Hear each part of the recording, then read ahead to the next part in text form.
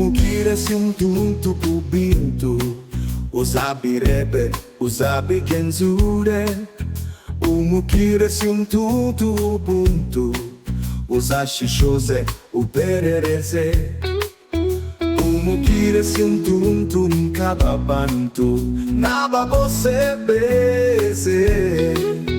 Umukire aravuga bakumva, yanaceceka bakumva.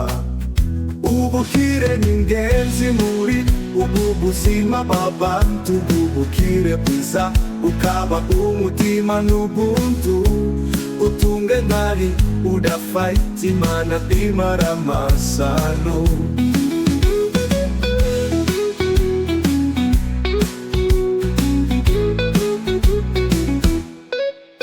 Umukire wamwita umuntu, utagutuka ugashima.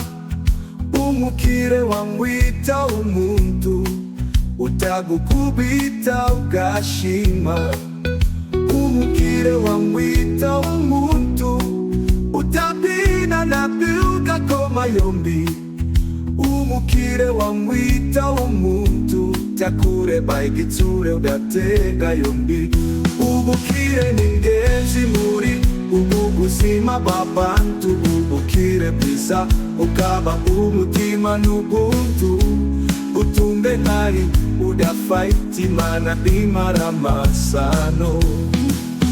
Tamukire ukina nabi nyamara, tamukire uzi kukina. Tamukire urimba nabi nyamara, takajikeza bigirira. Tamukire wambara nabi nyamara, yewe tibanapewa. Tamukire useka nabi uko yaseka, kose biba ari biza cyane. Ingabire ziba nyinshi ariko ingabire y'umukiro isiruta zose munsi y'abantu bahiga umukiro. Ifaranga ni umugenzi dirika guterane n'abagenzi. Tamukire uvuga nabi icyo avuze cyose cyabaye impundu. Tamukire ukira ikosa, amafuti y'umukire ni buryo bwe.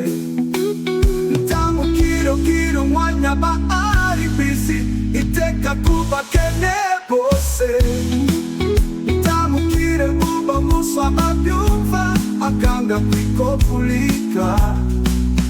Ingabire ziba nyinshi ariko ingabire y'umukiro isiruta zose munsi y'abantu bahiga umukiro. Ifaranga ni umugenzi dirika guteranye n'abagenzi.